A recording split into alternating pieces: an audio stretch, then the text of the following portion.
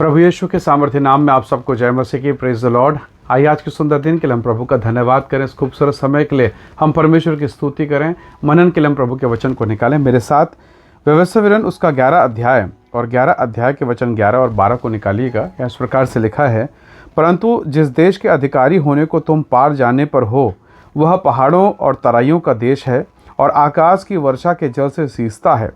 वह ऐसा देश है जिसकी तेरे परमेश्वर यहोवा को सुधि रहती है और वर्ष के आदि से लेकर अंत तक तेरे परमेश्वर यहोवा की दृष्टि उस पर निरंतर लगी रहती है। Praise the Lord, hallelujah.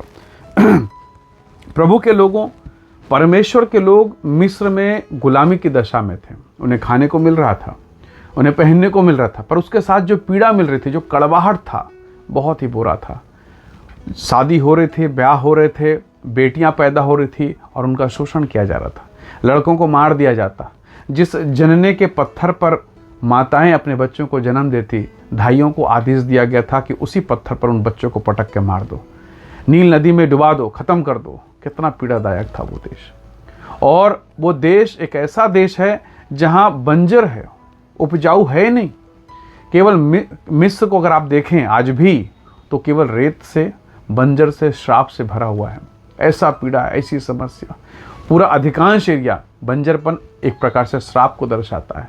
ऐसा देश, और उस गुलामी से, उस श्राप से, संतान की पीड़ा से, परिश्रम, कठिन परिश्रम, ऐसा परिश्रम मानो कमर तोड़ दे, ऐसे परिश्रम से परमेश्वर उन्हें निकाल कर लेके जा रहा है। Praise the Lord, hallelujah. कौन से देश में? कनान में, जिसके विषय में लिखा है जिसमें आप ही वर्षा होती है। यहाँ जब शब्द लिखा है ना, यहाँ पर ऐसा लिखा है, आकाश की वर्षा से, जल से सींचता। इसका मतलब क्या है? नील नदी में, जो एक प्रकार से कहा जाए मिस्र देश का लाइफ लाइन, वहाँ मैनुअल हाथों से या अन्य साधनों से अपने फसलों को सींचना पड़ता, तैयार करना, कितना कठिन परिश्रम। लेकिन प्रभु कहता है इस देश के विषय में, आकाश से वर्षा क्या कोई अनोखी बात है? ये तो कॉमन है हमारे लिए।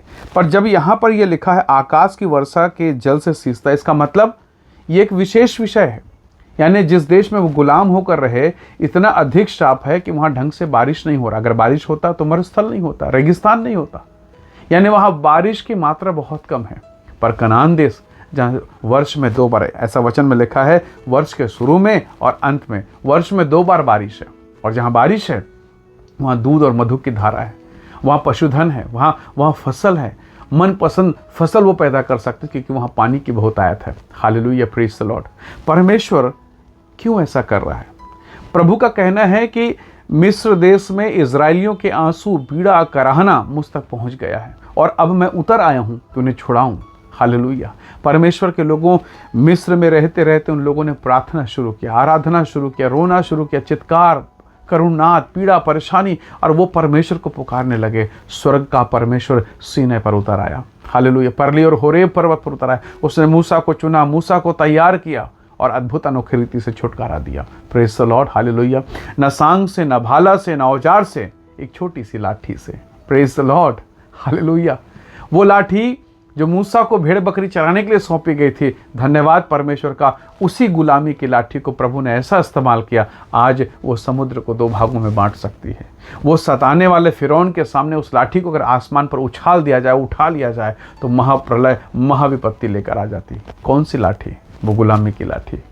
और अब जबकि वो यीशु के नाम पर है, अब जो यहोवा यीरे के नाम पर है, अब वो सामर्थी लाठी हो गई है। प्रभु के बेटे और बेटियों, शायद आज आप पीड़ा में है, फाइनेंस में तकलीफ में है, संतानों की पीड़ा झेल रहे हैं, कमा रहे हैं, मानो बंजरपन श्राप है, मानो पैदा हो ही नहीं रहा है, मानो धन आता है और पता नहीं कहाँ चला जाता है।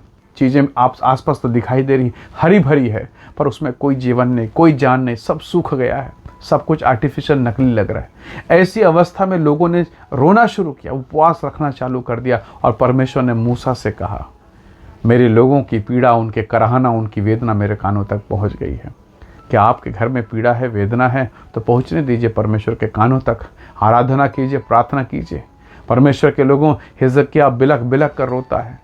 उसके पाँव पर, उसके शरीर पर मानो फोड़ा है, मानो कैंसर के समान है, मतलब मरने की दशा में है।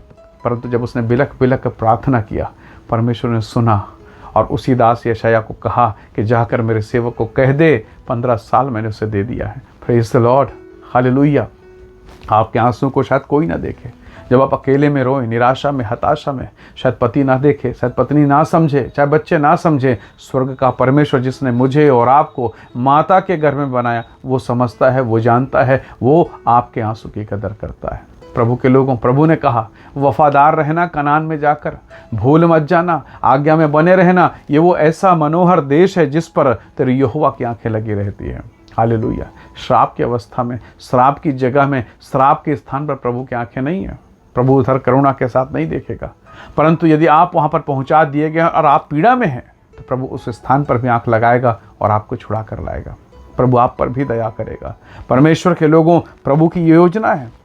प्रभु का वचन कहता है, वचन 12 में, वह ऐसा देश है जिसकी सुधि तेरे परमेश्वर को बनी रहती है, जिसकी सुधि तेरे परमेश्वर को रहती है। वो एक ऐसा देश है, वर्ष के शुरू में, वर्ष के आखिर में मैं वर्षा भेजता हूँ। हालेलुया। यानी एक ऐसा देश है जहाँ पर आशीष ही आशीष है।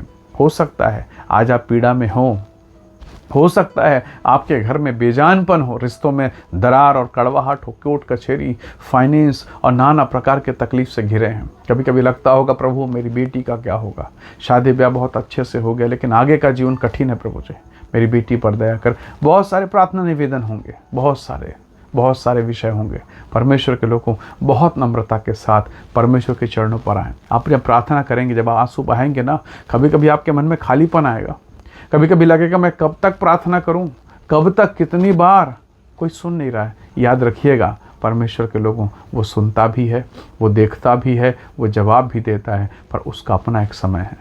भजन संहिता का लिखने वाला दाऊद कहता है, भजन संहिता की किताब अध्याय 1 वचन 3 में, धर्मी जन एक ऐसे पेड़ के समान है जो बहती नाली के किनारे लगाया गया। आगे वो लिखता है, वो अपनी ऋतु में फलता है।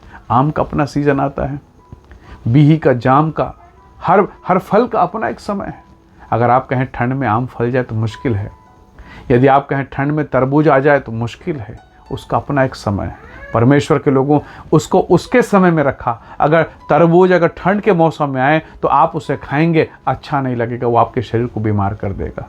पर उसी चीज़ को अगर आप गर्मी में खाएं, उसी चीज़ को, उस आम को अगर आप गर्मी में खाएंगे, वो आपके शरीर के लिए एंटीबायोटिक और नाना प्रकार के बहुमूल्य विटामिन पदार्थों से वो आपके शरीर को तृप्त करेगा, वो आपको पोषण देगा। परमेश्वर ने उसे उसी प्रकार से डिज़ाइन किया है। आज हो सकता है आप सूखेपन में हो, कई बार पतझड़ के मौसम में एक अच्छा सा पेड़ भी कंकाल के समान सूखा हुआ, मरा हुआ दिखाई देता है। लोग हंसते हैं, कैसा दिख रहा है। कभी कभी आपके और मेरी दशा में लोग ऐसे ही हंसते हैं, पर एक समय आएगा जब आपके भीतर से छोटे छोटे पत्ते फिर निकलेंगे, फिर से वो हरी हरी कोपलें दिखाई देंगे, फिर से वो पत्ते, और तब वो सबसे खूबसूरत दिखता है। Praise the Lord. यीशु मसीह को भी लोगों ने छोड़ दिया था क्रूस पर। उसके अपने चेहरे, जिन्होंने 3.5 साल चमत्कार, मिराकल, आश्चर्यकर्म, अद्भुत काम देखा ना, वो छोड़ के भाग गए। वो लोग जिसने कहा प्रभु मैं तेरे लिए प्राण दूं, वो भी भाग गया, कोई नहीं था उसके पास में। प्रभु के लोगों, शायद आपके मुसीबत में भी आपके साथ कोई नहीं रहेगा, पर याद रखिएगा परमेश्वर सदैव आपके साथ रहेगा। उस पीड़ा में भी, जिस पीड़ा में कोई आपकी तरफ देखना पसंद नहीं करता, स्वर्ग के परमेश्वर की निगाह आप पर बनी, क्योंकि वचन में लिखा है तेरे यहोवा की दृष्टि, तेरे यहोवा की सुधि उस पर बनी रहती। निसंदेह प्रभु आपको आशीष देगा। इसलिए आंसू बहाते समय, पीड़ा सहते समय बिल्कुल भी घबराइए मत, प्रार्थना में बने रहिए, मन कच्चा मत कीजिए। जब उसका उत्तर आएगा, सबसे बेहतर उत्तर लेके आएगा। हन्ना कई साल रोती रही।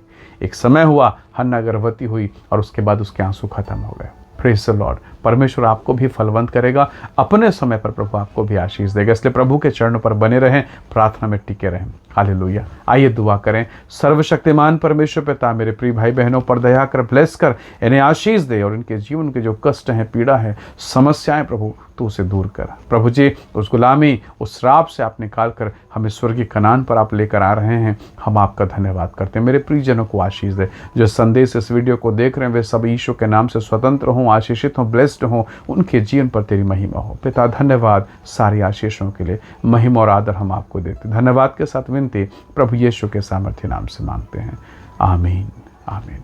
प्रभु आप सबको बहुत ऐसे आशीष दे। Praise the Lord. जय मसीह।